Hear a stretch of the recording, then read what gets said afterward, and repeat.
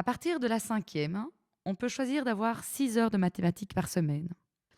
Les élèves qui souhaitent poursuivre des études supérieures à caractère mathématique ou qui se voient à l'université dans un domaine où les mathématiques sont utilisées comme un outil, par exemple la physique, l'agronomie, l'économie ou l'informatique, auront intérêt à choisir l'option 6 heures.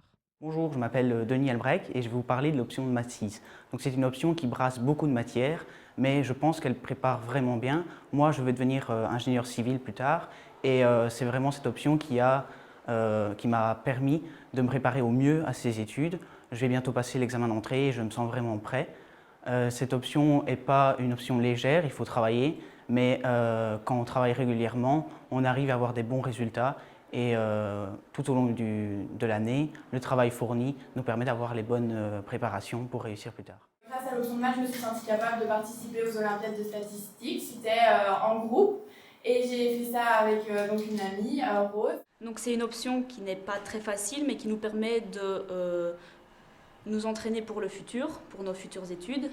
Et on est très souvent très content lorsqu'on réussit et c'est très gratifiant. Bonjour à tous, je m'appelle Méline Pémer, je suis une ancienne étudiante de l'IMD, donc je suis sortie en 2018.